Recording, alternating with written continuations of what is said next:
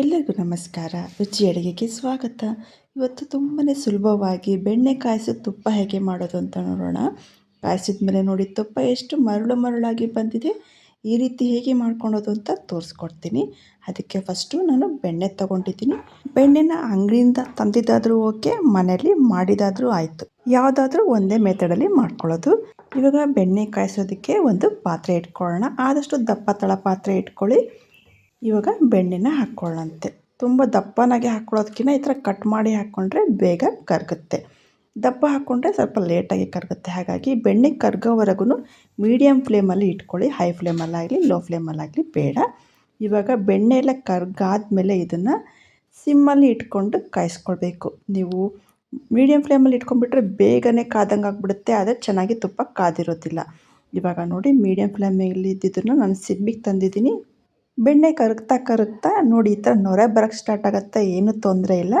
ಇವಾಗ ಸಿಮ್ಮಲ್ಲಿ ಇಟ್ಬಿಟ್ಟು ಇದನ್ನು ಹಾಗೆ ಬಿಟ್ಬಿಡಬೇಕು. ಒಂದು 5 ನಿಮಿಷಗಳ ಕಾಲ ನೊರೆ ಎಲ್ಲ ಕಮ್ಮಿ ಆಗಬೇಕು. ಅದು ಅಲ್ಲಿವರೆಗೂ ಬಿಡಬೇಕು. 1-2 ನಿಮಿಷ ಆದಮೇಲೆ ಈ ಥರ ನೊರೆನೆಲ್ಲ ಸೈಡ್ಗೆ ಮಾಡಿ ನೋಡಬೇಕು. ಇನ್ನೂ ಬೆಣ್ಣೆ ಫುಲ್ಲು ಕಾದಿಲ್ಲ. ಇನ್ನೂ 1-2 ನಿಮಿಷಗಳ ಕಾಲ ಇದು ಚೆನ್ನಾಗಿ ಕಾಯಬೇಕು. ಇದೇ ರೀತಿ ಮಾಡಿ ನೋಡಬೇಕು. ಇದೇ ಥರ ಬೆಣ್ಣೆ ಕಾಯ್ದೋಯ್ತು ಅಂದ್ಬಿಟ್ಟು ಆಫ್ ಮಾಡಿಬಿಟ್ರೆ ಬೆಣ್ಣೆ ಕ್ಲೀನಾಗೆ ಕಾದಿರೋದಿಲ್ಲ. ಹಸಿ ವಾಸನೆ ಬರ್ತಾ ಇರುತ್ತೆ ಬೆಣ್ಣೆದು.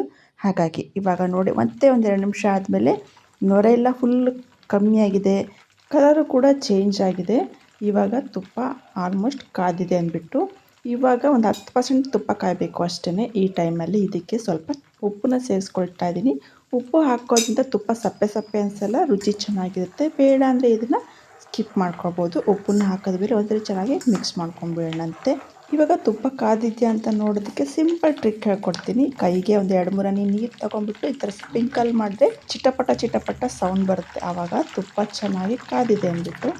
ತುಪ್ಪಕ್ಕೆ ನೀರು ಹಾಕೋದ್ರಿಂದ ಹಾಳಾಗೋದಿಲ್ವ ಅಂದರೆ ಇಲ್ಲ, ಏನೂ ಆಗೋದಿಲ್ಲ. ಇದು ನಮ್ಮ ಅಜ್ಜಿ ಎಲ್ಲ ಇದೇ ರೀತಿ ತುಪ್ಪ ಕಾಯಿಸ್ತಾಯಿದ್ರು. ತಿಂಗಳಾನ್ಗಟ್ಟಲೆ ಚೆನ್ನಾಗಿ ಇರ್ತಿತ್ತು.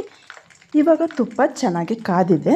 ಇದಕ್ಕೆ ಕುಟ್ಟಿರೋ 1/4 ಸ್ಪೂನಷ್ಟು ಮೆಂತ್ಯಕಾಳು ಹಾಕ್ತಾಯಿದ್ದೀನಿ. ಒಂದೇ ಒಂದು ಲವಂಗ ಹಾಕ್ಕೊಂಡು ಮಿಕ್ಸ್ ಮಾಡ್ಕೊಂಬೇಡಂತೆ. ಒಳ್ಳೆ ಪರಿಮಳ ಸಿಗುತ್ತೆ. ನಿಮಗೆ ಇದು ಹಾಕ್ಕೊಳ್ಳೋಕ್ಕೆ ಇಷ್ಟ ಇಲ್ಲ ಅಂದರೆ ಇದನ್ನು ಕೂಡ ಸ್ಕಿಪ್ ಮಾಡ್ಕೊಬೋದು. ಆದರೆ ಪರಿಮಳ ಚೆನ್ನಾಗಿರುತ್ತೆ. ಲಾಸ್ಟಲ್ಲಿ ಸ್ವಲ್ಪ ವೀಳ್ಯದೆಲೆನ ಹಾಕ್ಕೊಳ್ಳಿ. ಇದು ಕೂಡ ಫ್ಲೇವರ್ ತುಂಬಾ ಚೆನ್ನಾಗಿ ಬರುತ್ತೆ. ಹಾಕ್ಕೊಂಡು ಚೆನ್ನಾಗಿ ಒಂದೇ ಒಂದು ನಿಮಿಷ ಬಿಟ್ಬಿಡೋಣಂತೆ. ತುಂಬ ಹೊತ್ತೇನು ಬೇಡ. ಅದು ಗರಿಯಾಗಿ ಬರುತ್ತೆ ಮೇಲೆತ್ಕೊಂಡು. ಇವಾಗ ಸ್ಟವ್ನ ಆಫ್ ಮಾಡಿಬಿಡ್ಬೇಕು. ವೀಳ್ಯದೆಲೆ ಹಾಕೊಳ್ಳೋಕ್ಕೆ ಇಷ್ಟ ಇಲ್ಲ ಅಂದರೆ ಸ್ಕಿಪ್ ಮಾಡ್ಕೊಳ್ಬೋದು. ಇವಾಗ ತುಪ್ಪ ಚೆನ್ನಾಗಿ ಕಾದು ರೆಡಿಯಾಗಿದೆ ಅಂದ್ಬಿಟ್ಟು ನೋಡಿ. ಇವಾಗ ಸ್ವಲ್ಪ ನೊರೆನೆಲ್ಲ ಸರಿಸಿ ನೋಡಿದ್ರೆ ತುಪ್ಪ ಎಷ್ಟು ಚೆನ್ನಾಗಿ ಕಾಣ್ತಾ ಇದೆ ಅಲ್ವಾ. ಕಲರ್ ನೋಡಿ ಅದ್ರದ್ದು ಎಷ್ಟು ಚೆನ್ನಾಗಿ ಬಂದಿದೆ ಅಂದ್ಬಿಟ್ಟು.